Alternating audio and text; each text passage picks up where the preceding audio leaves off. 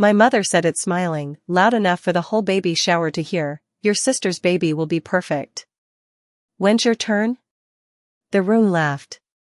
Cups clinked. My sister touched her belly like she'd already won. I felt my throat burn, not from jealousy, but from the lie. Because my turn already happened. It happened quietly. Surgically. And it was buried by the same woman now humiliating me for sport. I smiled back, slow and controlled, and said, "It already happened." The silence that followed was delicious. "Before I tell you what they stole from me, and how I took everything back, tell me where you're watching from. I need to know who's standing with me tonight." She was already glowing before she walked in. That staged kind of glow, the curated shine of someone who knows the world will hand her everything, again. My sister's laugh carried through the hallway like a promise of something sweet, and I hated how it still made my mother smile that way, like the sound could erase the years of disappointment I carried in my spine. They hadn't seen me yet. I was standing at the edge of the living room, half lit by the setting sun filtering through the sheer curtains, a glass of water in my hand trembling just enough to feel it. She walked in, baby bump perfectly dressed in cream silk, her husband holding the door like she was royalty. And then it began. My mother's eyes watered, her voice hitched, and I watched her gift the crown again. "My beautiful girl," she said. Not to me. Never to me. It had always been this way. When we were children, I was the one who got blamed for the broken vase she knocked over. I was the one who had to explain why my report card had only 1 A instead of 5, while she was praised for turning in a half-finished art project that showed expression. Our childhood wasn't filled with abuse in the obvious ways. No bruises. Just the slow, slicing betrayal of constant comparison, the humiliation of knowing your mother would rather be proud of someone else. A family betrayal that lived in small things, birthday cakes that always had her favorite flavor, gifts that reflected her tastes, framed photos where I was always slightly out of focus. Narcissistic family dynamics don't look like screaming matches. They look like being forgotten in a room full of people who claim they love you. My mother used to say I was resilient. That word, her excuse for emotional neglect. It meant I didn't need comfort, or validation, or even fairness. It meant she could pour all of her attention into my sister and trust that I would somehow still grow. I did grow. Into silence. Into strategy. Into someone who didn't cry when her sister announced her engagement at my graduation party, stealing every congratulations like they were meant for her. Into someone who smiled through teeth grinding in her sleep. And now, with her baby announcement, the cycle had begun again. The golden child would give birth to a golden heir. My mother gushed in the kitchen while I sat at the table, invisible, chewing the inside of my cheek raw. "She's going to be such a good mother," she said, not even looking at me. "She just has that softness. That, mothering energy." I said nothing. There was no room for me in her vision of the future. I was the ghost at the table. Unseen. Unwanted. Unchosen. I think what hurt the most was how familiar it all felt. The routine of being second place in a race I didn't even enter. The emotional abuse so casual it had no edges anymore. I wasn't angry in the explosive way. I was angry in the quiet way, the kind of anger that folds its arms, that watches patterns with sharp eyes, that waits. And I saw it then, in that moment, how this family had always prepared the world for my sister to win. From school to relationships to now motherhood. And I saw something else too. They needed me to play the role. To be the unwed, childless sister. The bitter echo. I refused. I started keeping notes that night. Not out of pettiness. Out of clarity. I wasn't going to fight her for the spotlight anymore. I was going to document everything. Every conversation. Every backhanded compliment. Every manipulation wrapped in smiles. My revenge wasn't going to be loud. It was going to be a record. Proof. A ledger of wounds dressed as kindness. The more they tried to humiliate me, the more meticulous I became. Emotional abuse has a smell, a taste, a pattern, and I was collecting every thread. The next week, we were all invited to a family dinner to celebrate her entering her second trimester. "We just want everyone together," my mother said on the phone, voice syrupy, family support. Support for what? A fetus? A fantasy? I went, of course. Because that's what I always did. I showed up. I sat quietly. I applauded on cue. I wore the dress my mother liked on me, not too bold, dear, and smiled when the conversation swirled around baby names, nursery colors, how lucky it was that my sister had such good maternal instincts. As if that was something that skipped siblings genetically. I took another bite of overcooked chicken and tried not to taste my own bitterness. My father didn't say much, as usual. He's always been the silent coward in this story.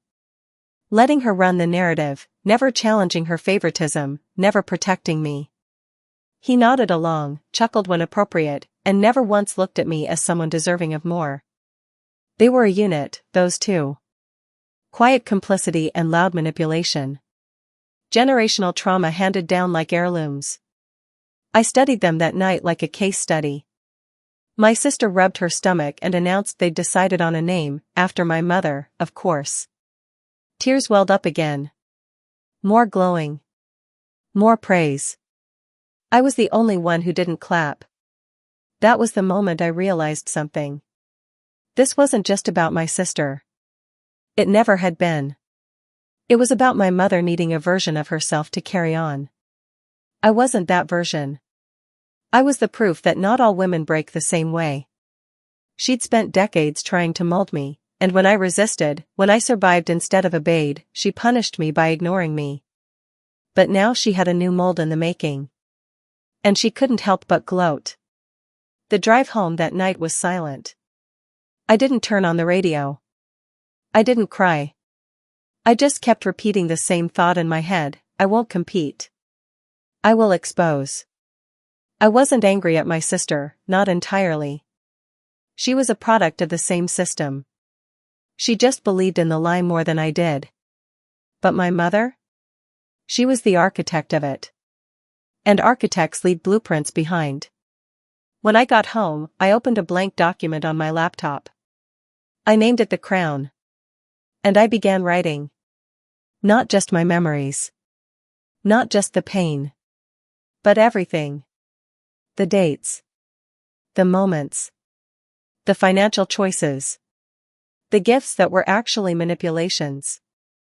The stories told in public that rewrote private truths. It wasn't just journaling. It was evidence. My revenge plan had begun, not with fire, but with a file. And then, something strange happened. A week later, my sister texted me. Just a short message. "Can we talk? I feel like something's wrong." That was new. That was interesting. That was unexpected. I didn't reply right away. I let the message sit there like a match waiting to be struck. Because suddenly, I wasn't just documenting anymore. I was winning.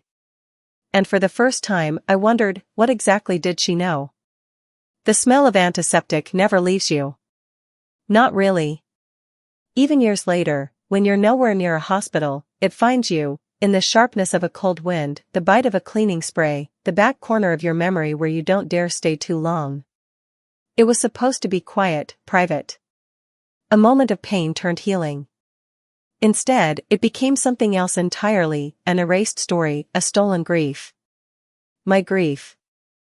I was 6 weeks past the safe zone when it started.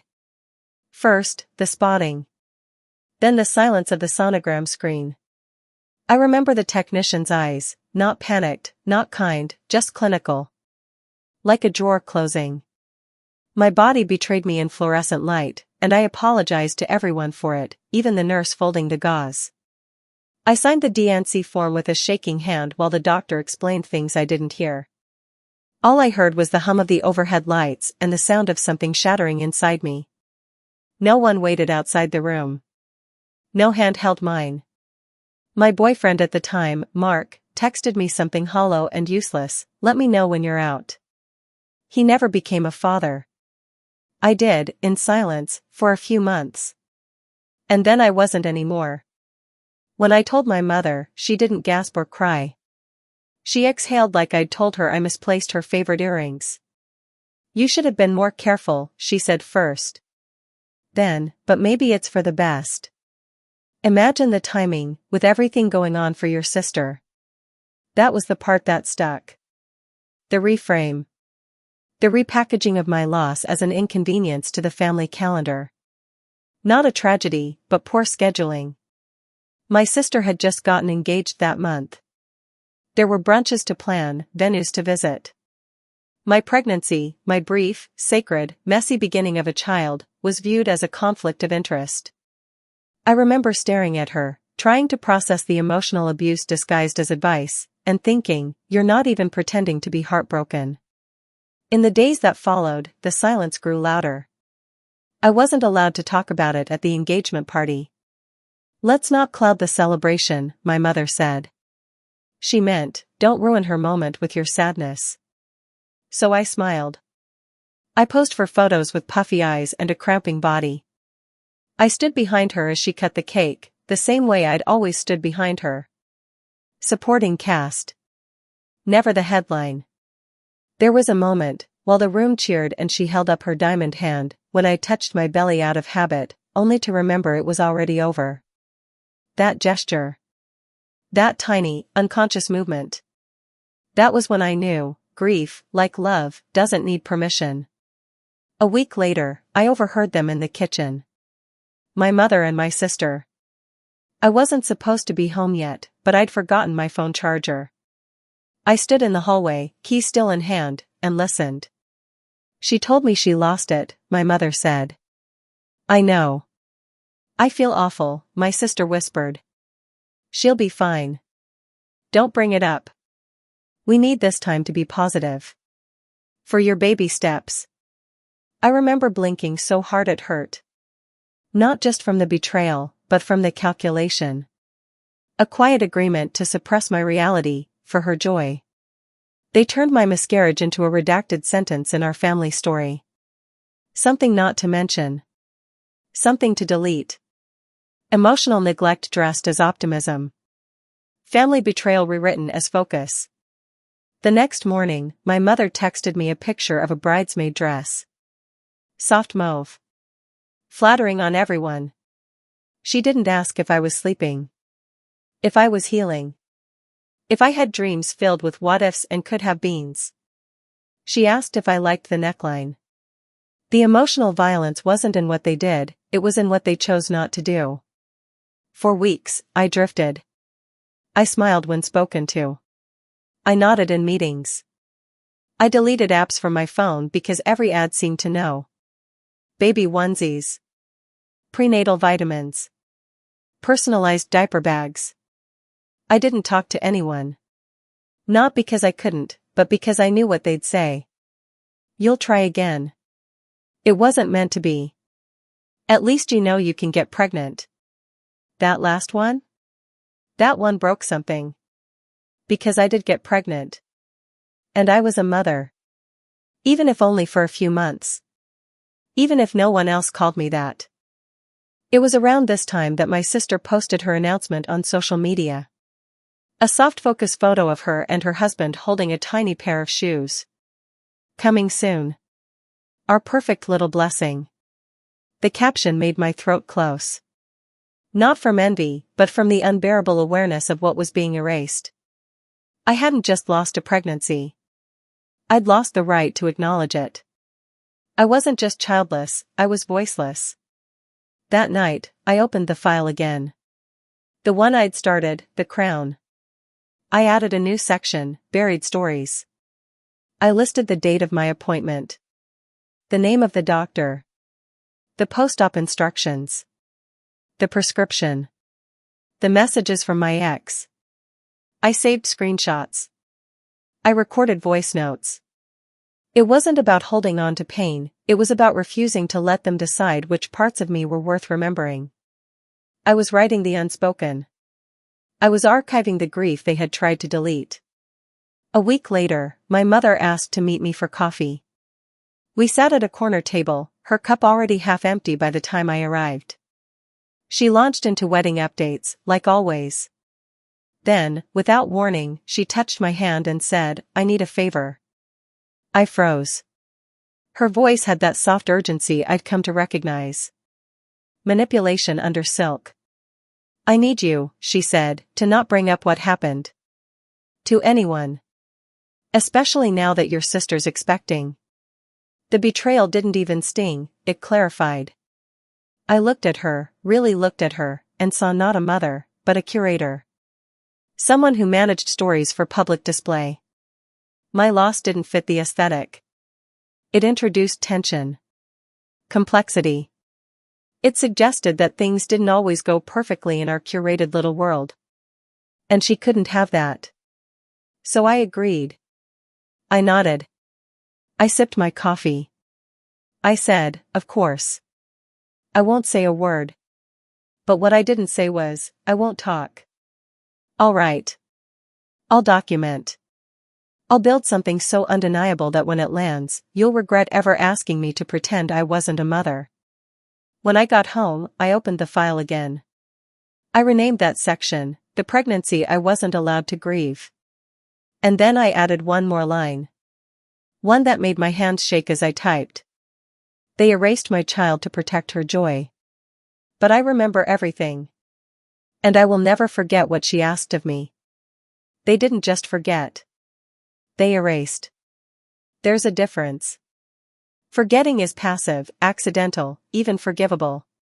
But erasure is deliberate. It's a choice. And when I finally began to trace it, thread by thread, I realized my family didn't just ignore my grief. They constructed an entirely different timeline around it. Not to protect me, not to spare pain. To protect her.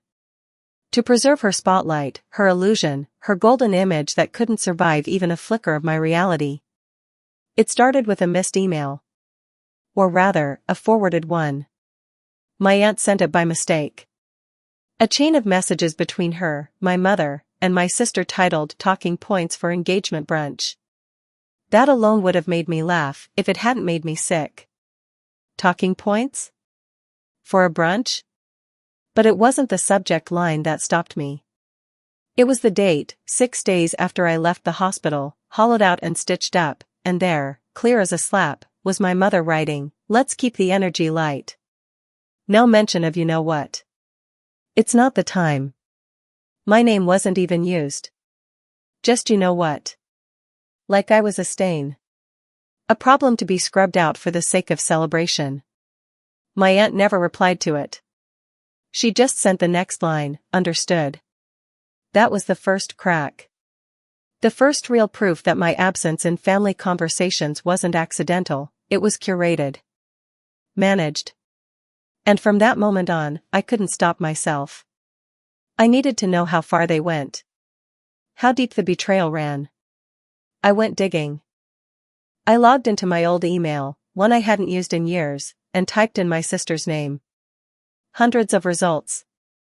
Wedding threads, baby shower plans, group threads I was left out of. And there, buried under casual coordination, were fragments. Sentences that shifted context now. "Let's not bring her into this, it's too raw. If we keep things forward-looking, it won't feel awkward. She's strong. She'll bounce back." The emotional manipulation was always dressed in concern. Always coded in phrases that sounded like love but reeked of strategy. And then I found the one that made my breath catch. My mother had written it directly to my sister, "If we frame her situation as something she chose, it'll feel less tragic. Let's stick to that. Frame her situation as something she chose." That was the moment it all crystallized. This wasn't about silence. It was narrative warfare. They hadn't just erased my pain, they had repackaged it, rewritten it, and sold it back to anyone who might ask where I'd been.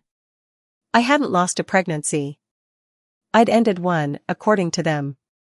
Voluntarily. A decision, not a devastation.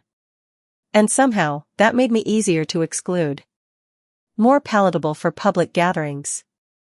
A woman who chose not to be a mother could be laughed about over wine. But a woman who wasn't allowed? That would have stolen attention. And attention, in my family, was currency. I wanted to scream. I wanted to forward every email, every lie, to every extended family member on the list. But I didn't. Because rage without precision is noise. And I didn't want noise. I wanted impact. So I started collecting. Screenshot by screenshot. PDF by PDF.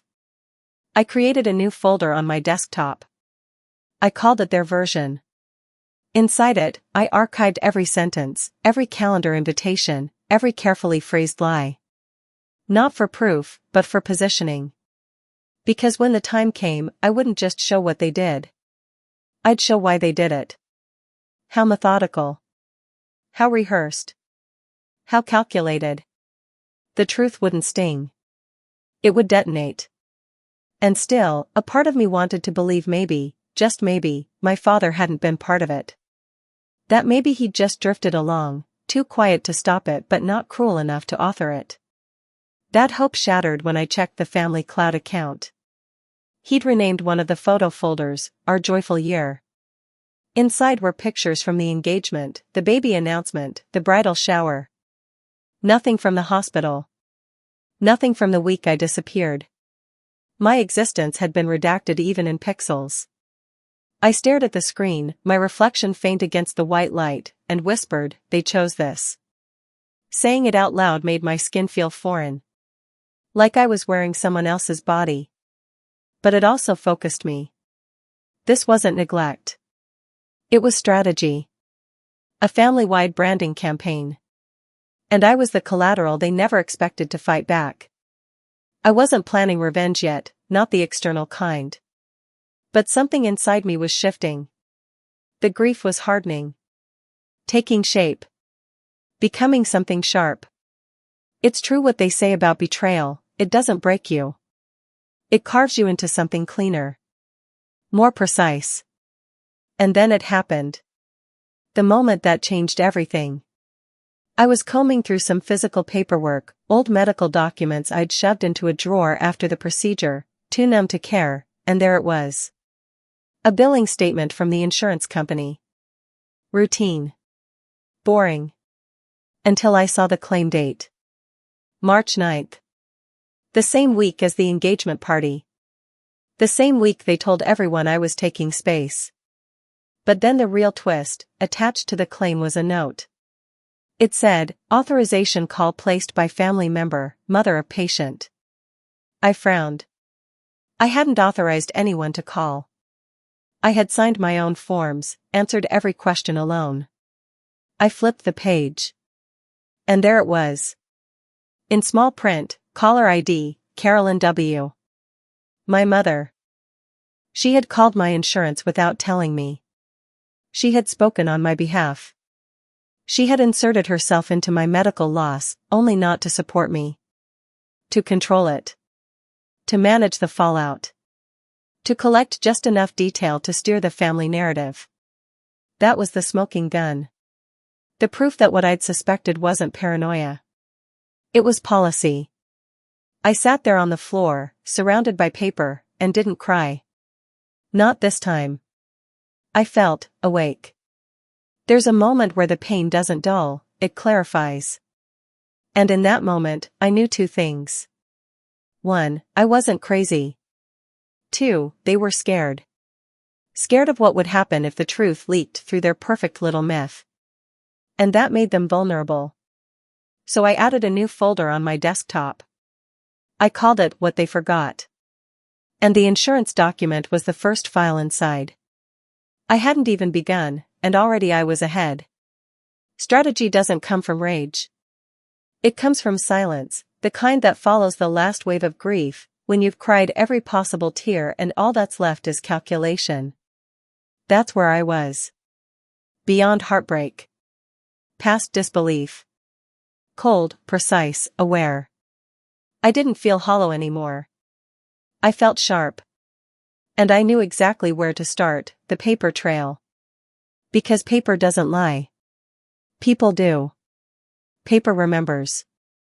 It began with my insurance records.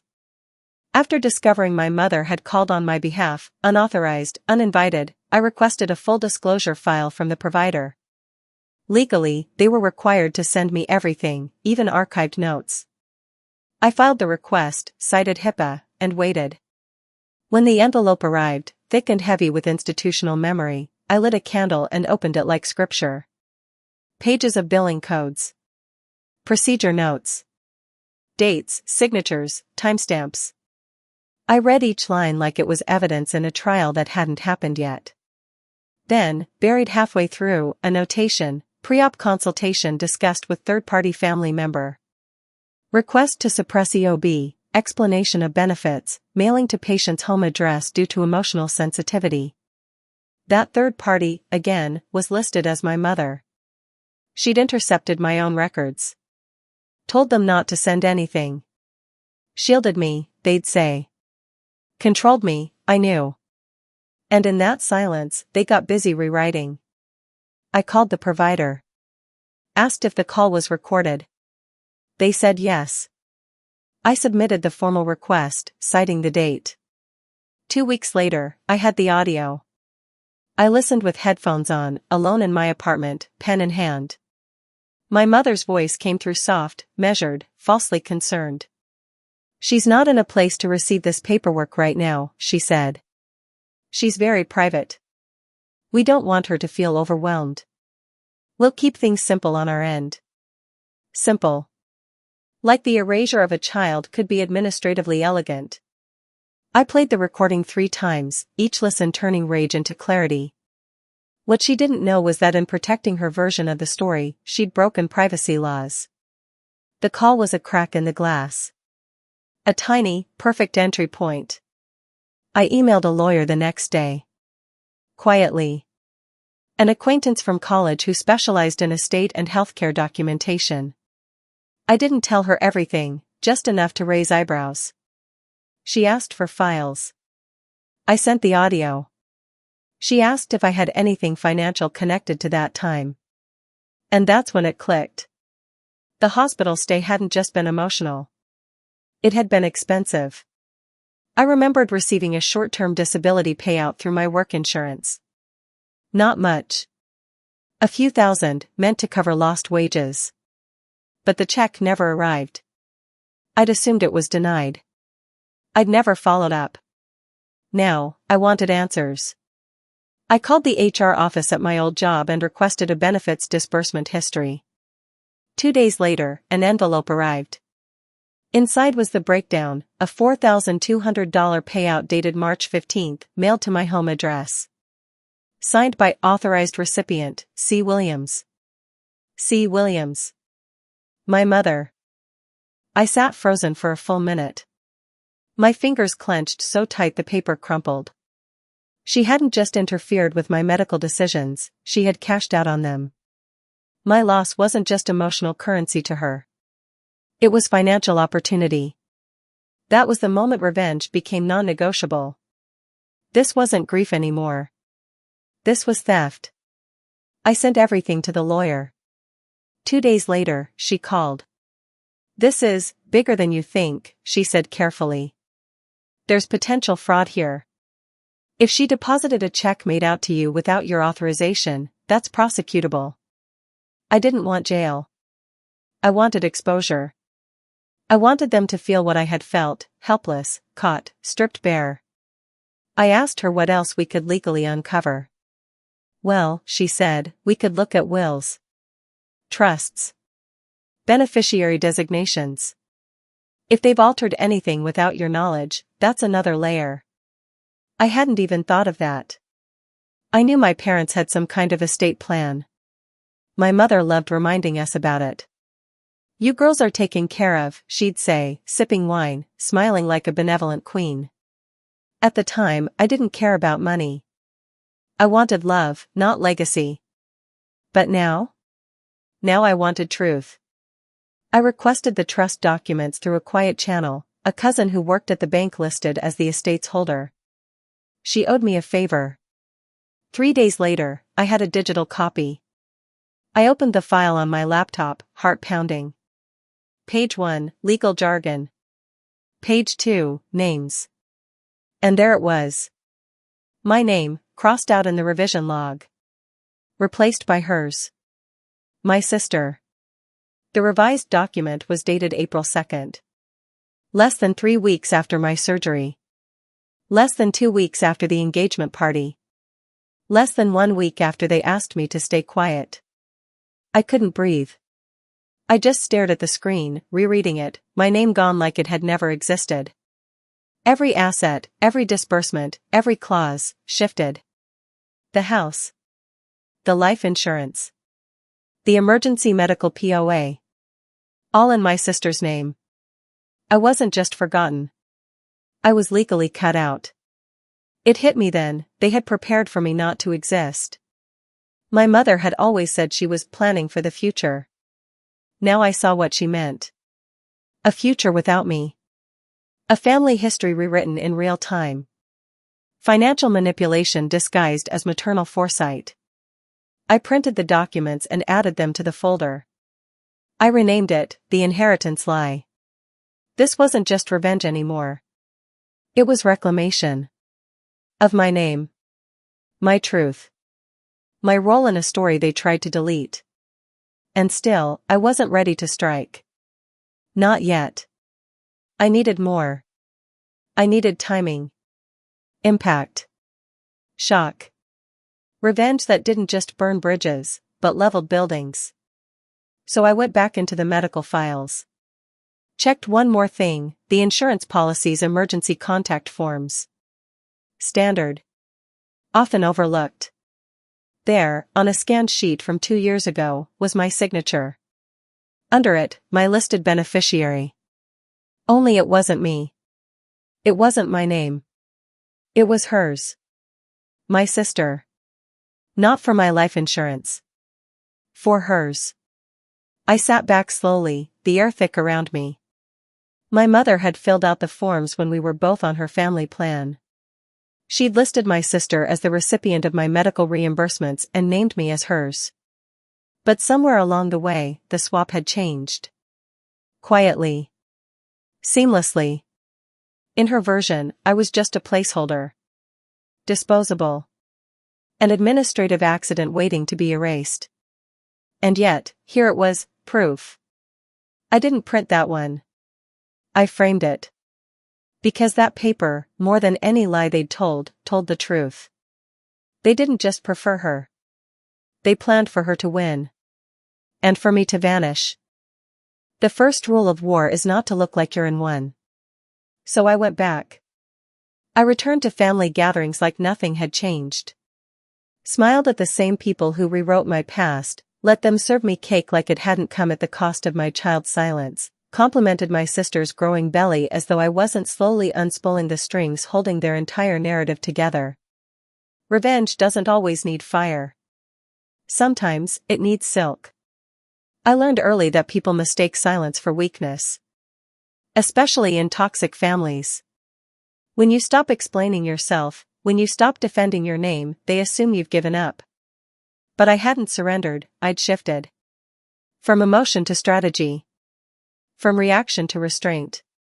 I let them talk. I let them lie. And I documented everything. The baby was now the sun we all orbited. Every conversation curved back to her. She's glowing, someone would say. Such a natural. You'll make a great aunt, they'd offer, as if handing me a participation trophy. My mother called her divine timing. I wondered if divine timing came before or after my erased miscarriage. No one asked. I sat through dinners where my grief was invisible, laughed on cue, brought wine, helped clean up, and observed every single thing. Because when you stop engaging with the performance, you see the strings holding it up. My mother was slipping, just slightly. Her praise of my sister grew more desperate. Her need to script every family interaction became almost frantic. And my sister? She was glowing, yes, but nervous. She avoided long eye contact. She touched her stomach constantly. A gesture of comfort, or guilt. I wasn't sure yet. But I filed it away. At one brunch, I watched my mother fuss with a fruit platter and overheard her whisper to a cousin, "She's finally getting everything she deserves." I knew she meant my sister. But I smiled anyway and said, "She really is." Let them believe I was on board. Let them believe the lie had worked. Let them gloat, because I was already building their ruin. I had already met with my attorney. Twice. The second time, I brought documents. My attorney, Lindsay, was cold in the way I needed her to be. She didn't blink at the insurance fraud. Didn't flinch when I mentioned forged forms or redirected disability payouts. She just made a list. Bullet points. Targets. Questions. She told me what was admissible. What could be subpoenaed. What would survive discovery. I handed her the framed insurance form like a trophy. She nodded once and said, "We'll bury them." But none of that showed on my face. Not when my sister handed me a funny auntie mug. Not when my mother made a toast at dinner to the next generation and locked eyes with me just long enough to remind me where I didn't belong. I held my place in the performance with grace. Because restraint is a blade. And I had just begun to sharpen mine. Every smile I gave them was an incision. Every nod a clean slice. I didn't need to scream. I needed them to relax. To feel safe in the lie they'd built so high. Because when it collapses, I want them to feel the full drop. That's what controlled dominance looks like. I wasn't trying to be liked. I was preparing to be unforgettable. It was my sister who cracked first. After one of the dinners, she asked if I could help her pack up the leftovers. Just the two of us in the kitchen, clinking plates and stacking containers. Her eyes flicked up once. "You've been good lately," she said, voice soft, like a test. Just calmer. I wasn't sure how you'd be about everything. I tilted my head. Why wouldn't I be calm? I asked. I didn't blink. She hesitated. I don't know. After what happened. There it was. She said it. What happened? Not your loss. Not your baby. Just a vague blur of past tense. I handed her the foil and said, "We all move on." Let her think I had. That's when I noticed her hand. It shook as she wrapped the foil. A small tremor. Fear or shame, I wasn't sure. But it was the first time I saw her mask shift. The next day, I got a text from my mother, "Brunch this Sunday. Family only. Your presence would mean a lot to your sister." I stared at it. The phrasing. The faux vulnerability. Your presence would mean a lot. Like I was being invited to a funeral, not a family event. She knew I was drifting too far from the script. She needed to tether me. So I went. Wore blue, her favorite color, on me. Complimented the decor. Hugged my sister, lightly, like we were still whole. And I watched. I took note of every time someone made a future-based comment. "You'll babysit, right? We'll have matching onesies for the cousins. Just wait until you have your own." Each one was a veiled strike. Each one was a denial of my past. But I smiled. Nodded. Poured wine. Because knives don't flash before the cut. They gleam in stillness. And then it came. After dessert, as the group settled into soft laughter and my mother adjusted the playlist, my sister stood up. She held a pink envelope, decorated with satin ribbon, and cleared her throat. "I want to officially invite you all," she said, "to my baby shower. It'll be the first weekend of next month." She smiled at everyone. Then she turned to me. "And I really hope you'll come." The room was quiet. My mother's eyes flicked to mine, searching for signs of danger. I smiled gently. Took the envelope. Opened it with care. Inside was a pale card with floral edges, scripted text, and a theme, new beginnings. A line of italicized words stood out, "We are so grateful for the family that made this possible." My jaw tightened. but I smiled wider. Of course I'll be there, I said. Because what better place to let the truth begin than at a party built entirely on lies? The moment I walked into the baby shower, it felt like stepping onto a film set where every scene had already been storyboarded: soft pastels, gold-trimmed signage, candles that smelled like innocence and lavender, a mommy-to-be thrown at the center of it all. Nothing was accidental. Every balloon, every scripted welcome sign, every smiling face had a place. And I was cast as the supporting character. The smiling sister. The cheerleader. The reminder that someone else's joy had to sit higher than my grief ever dared. But I wasn't here to play their part. I wore black. Not out of rebellion, but out of clarity. A clean silhouette, tailored, elegant, sharp enough to make them wonder. I wore a smile, too, the same one I'd worn for years. The kind that stretches, not shines. The kind people assume means peace. And because they are used to assuming, no one noticed the temperature shift when I entered the room. Not at first. The gifts table overflowed. Our little bloom was the theme, everything drenched in florals and fake warmth. Guests sipped lemonade cocktails and laughed at diaper cake centerpieces while my mother fluttered around, correcting the playlist and telling anyone who'd listen how blessed we all were. I watched her talk about generational strength like she hadn't erased half of mine. My sister was radiant. And she knew it. She sat in her satin sash, hand on belly, surrounded by women who called her an angel. When I handed her my gift, she blinked like she didn't know what to expect. I told her it was something meaningful. She nodded too quickly.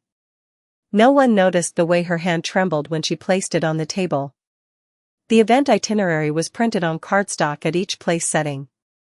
There were games. Speeches. A slideshow. They had turned her pregnancy into theater, and I was meant to clap at the right beats.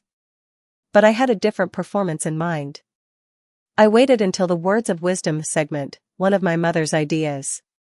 Each guest would stand and offer a piece of advice to the mother-to-be. A tradition, she called it. Supportive. Sisterly. I stood when it was my turn.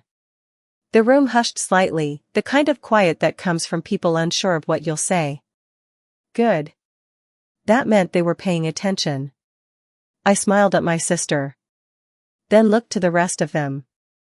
I just want to say, I began, voice smooth, how beautiful it is that we're all here, celebrating life. Especially considering what this family has had to forget in order to arrive at today. There was a pause. Not sharp. Just hesitant. Someone shifted in their chair. My mother's spine straightened. I continued, casually, it's not easy, carrying life. It changes you. Even when it doesn't go the way you hope. Even when it's taken from you, and no one mentions it again. Even then, it changes you. My sister's mouth opened, just slightly. And sometimes, I said, turning to her with practiced softness, the things we bury don't stay buried. They grow. They bloom in unexpected ways. The metaphor landed like a whisper made of glass. No one knew what to do with it. Not right away. But that was the point. Seeds don't explode. They root. I sat back down to silence. Then came the forced claps. Hesitant. Shallow. Someone laughed nervously. The tension was delicious. My mother approached me 15 minutes later, during a lull. She placed her hand lightly on my arm, public affection as camouflage, and leaned in. What the hell was that? She hissed, the smile frozen on her face. I looked at her, calm. Truth. In small doses. She stepped back like I'd slapped her. Later, during the slideshow, I watched her whisper to my sister, eyes darting. They knew something was coming. They didn't know what. That was the real gift. The suspense. And I hadn't even opened mine yet. When it was time for the gift reveal, my sister began unwrapping each package, cooing on cue. Oh my God, so cute. You remembered the theme. Personalized swaddle sets. The crowd ate it up. They wanted to believe in the fantasy. No one wants to feel complicit in a lie dressed like family. She reached for my box last. It was small. White. Unmarked. She hesitated. This one's from my sister, she said, forcing brightness. So I know it'll be deep. Laughter. She opened the lid. Inside was a single envelope. She frowned, opened it. Then read the first line aloud. To the child who will grow up surrounded by stories that only tell one side, here is the other. Silence. My mother stood. Don't, she warned. But my sister kept reading, voice thinning. This is the truth of the sister who came before you. The one who was told her grief didn't match the decor. The one whose name was replaced in a will while she was still bleeding. The room froze. I stood then, slowly, watching the world they built tremble in pastel.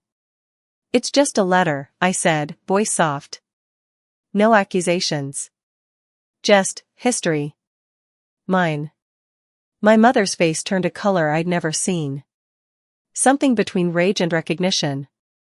Because she knew what this meant. Not just exposure. But attention. A shift in narrative. In a family built on image, a single crack is fatal. Someone asked if everything was okay.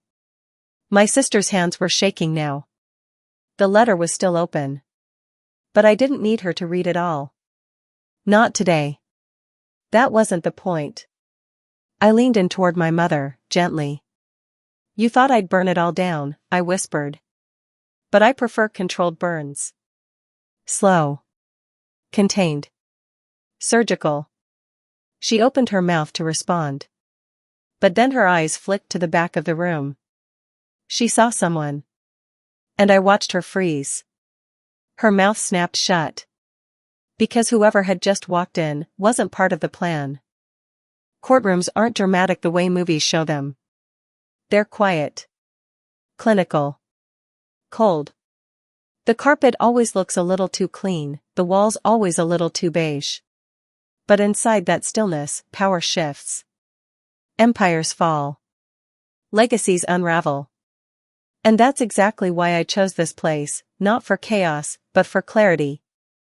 I didn't come for revenge dressed in flames. I came for precision.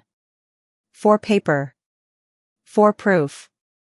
The legal strike began 6 weeks after the baby shower. Long enough for the family to breathe again, to think I'd vented everything in that little speech and letter. They were wrong. That had only been the dress rehearsal. The real show began when the documents were submitted, line by line, backed by signatures and dates, delivered in sealed envelopes that didn't flinch. The trust was the first to fall. Lindsay filed for an emergency motion to freeze all assets connected to the estate pending investigation. The judge approved it within 3 days. My mother received the notice while picking up centerpieces for the nursery. She called me before reading the full order. Her voice was shaking. What are you doing? I'm preserving history, I said. You taught me that matters. The motion exposed everything. The altered beneficiary forms. The forged medical authorization. The reallocation of disability funds. My mother had always been careful, cunning, even, but care isn't immunity. Especially not when the paper contradicts your smile. My sister was served next. Her face, I'm told, went white. Because unlike my mother, she hadn't believed I'd go this far. She assumed the baby softened me. That somewhere beneath the grief and humiliation, I still wanted a seat at the table. She never realized I planned to flip the whole table. Depositions came next. One by one, they were called in. My mother, my father, my sister, even the cousin at the bank. Each sat under oath. Each had to speak not in soft tones at brunch, but in hard truths under scrutiny. And when timelines began to contradict, when she knew clashed with we never told her, that's when the cracks spread. My mother tried to hold her narrative together, weaving emotional language into legal settings. I just wanted to protect both my daughters. Lindsay smiled, tapping a page. So you protected one by removing the other from your will? Silence. I didn't watch her squirm in person. I didn't need to. The transcripts were better. Cleaner. Every lie preserved in black and white. The most revealing document, though, wasn't a transcript. It was a digital access log from the estate account. We subpoenaed it. Tracked every login, every update. The week after my surgery, someone accessed my records, changed a beneficiary designation, and submitted it through a family-linked IP address. That person? My mother. Logged in under my father's name. Forgery. Fraud. Financial manipulation. All recorded. All filed. And while the courtroom whispers grew louder, my sister's world got quieter. Her baby registry was paused. Her name removed from several accounts. Because that's the thing about lies, they don't just collapse morally. They rot structurally. You can't build a nursery on someone else's grave and expect the floor to hold. I didn't relish her unraveling. Not exactly. But I didn't flinch from it either. Because she wasn't innocent. She had seen the silencing. She had heard the whispers. She had signed the thank you cards for gifts meant for a child who'd never draw breath. And she never once asked me, "Are you okay?" Vindication doesn't heal. But it clears the air. It replaces denial with consequence. When word spread through the extended family, the group chats went silent. The ones I'd always been excluded from suddenly turned into ghost towns. No more passive-aggressive brunch invites. No more photos of my sister's growing bump with captions like #blessed. I wasn't just reclaiming my voice, I was reclaiming space. One cousin reached out. The only one who ever looked at me like I mattered when we were growing up. She sent one line, "I always wondered why you went so quiet." I replied, "Now they know." The courtroom hearings weren't dramatic, but the fallout was. The trust, once split evenly between siblings, was suspended pending forensic review. My mother's accounts flagged for activity inconsistent with fiduciary responsibility.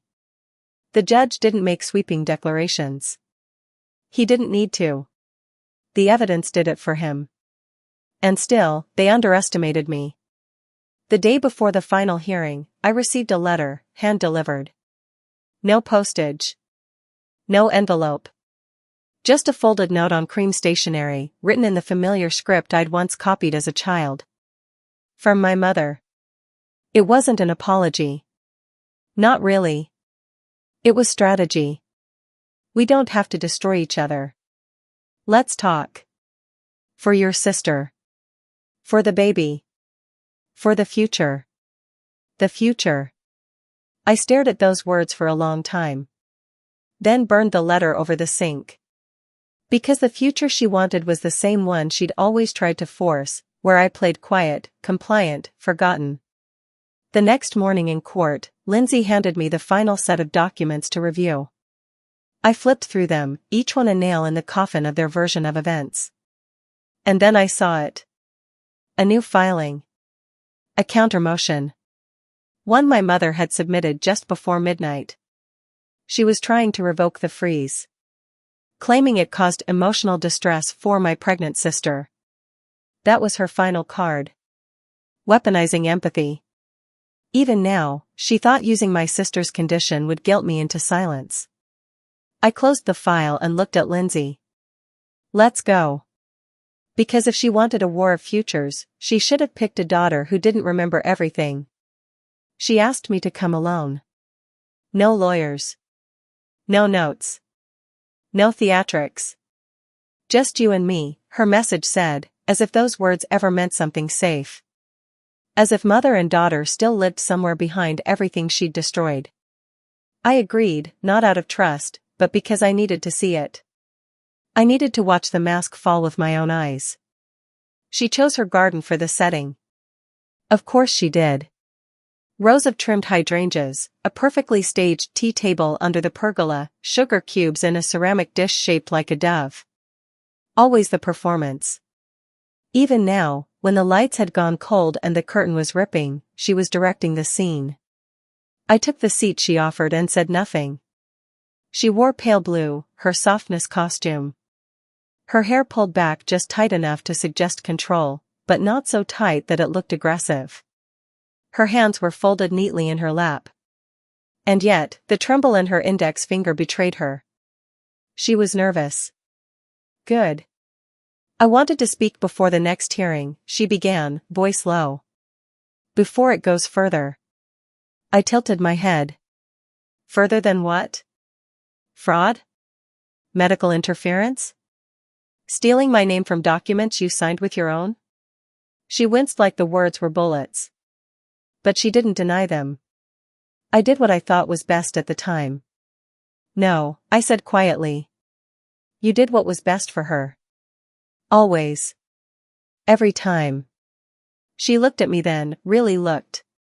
And for the first time in years, there was no calculation in her eyes. Just fatigue. I knew, she said. From the time you were little. That you'd never need me the way she did.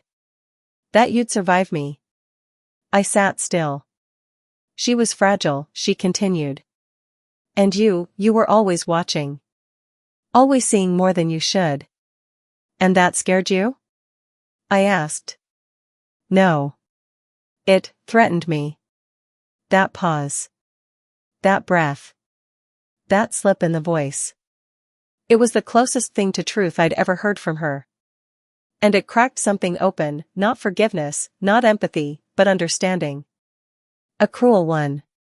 You didn't love me less because I failed, I said. You loved me less because I didn't need your approval to breathe. She didn't answer. Which meant I was right.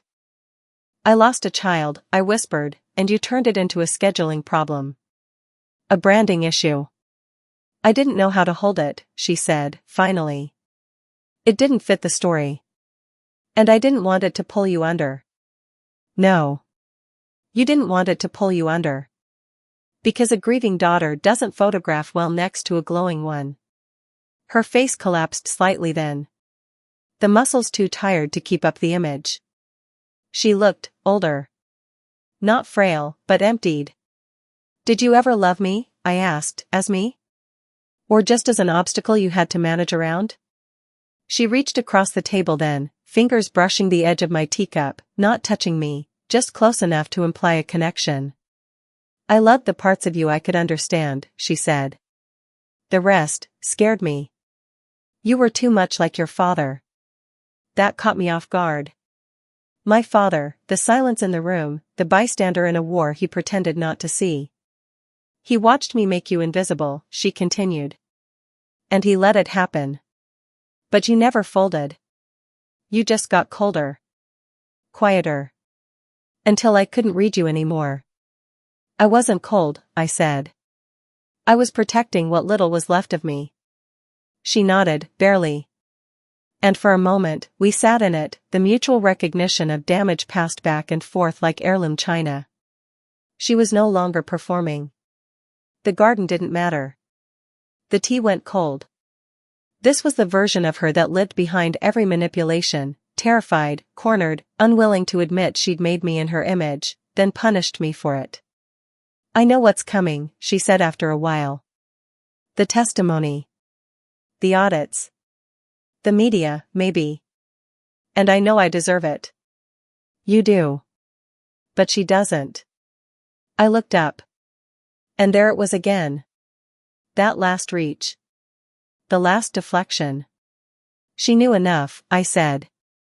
She let it happen. She benefited. She's pregnant, she snapped. She's scared. I was pregnant, I replied, my voice still now. And I was alone. She blinked. I reached into my bag and placed a sealed envelope on the table between us. What's that? She asked. Final leverage. She hesitated. What does it say? That depends. It's an affidavit.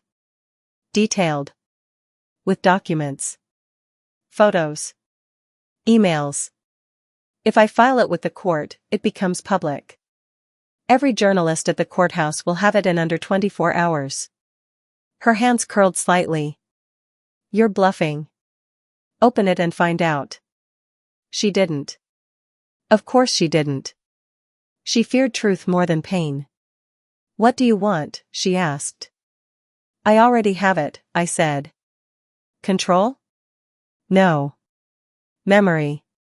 She frowned. You tried to write me out, I said. But I wrote myself back in. With facts. With dates. With every scar you told me to hide. And now, even if you don't speak my name again, the record does. We sat there, quiet. The air thick with endings. Finally, she asked, are you going to ruin us? I looked at her, long and hard. And I said, that depends on what I do with this. I stood. Left the envelope on the table. And as I walked away, I didn't look back. Because the final move wasn't in what I said. It was in the choice I hadn't made, yet. The end wasn't loud. There were no final confrontations in crowded rooms, no slammed doors, no cinematic explosions. Just a quiet withdrawal. The kind that leaves an echo behind it. I didn't need their apologies, I had their signatures, their edits, their omissions, all documented in ink. The courts gave me restitution. The law gave me validation. But what mattered more was that I took back the story they tried to steal. I walked away not as the forgotten daughter, not as the grieving sister, but as the author of my own narrative. My sister raises her child, but the illusion she once wore like a crown has crumbled. My mother no longer speaks about legacy. Because there's nothing left for her to control. The family unit, once built on silencing and spotlighting, collapsed under its own curated weight. And I don't mourn its ruins. I build in the open now. On truth. Because when a family chooses favorites, it doesn't raise heirs, it buries survivors. Ask yourself, whose story is missing in your family? Whose silence are you still mistaking for peace? They asked when it would be my turn, never realizing I was the only one brave enough to survive mine.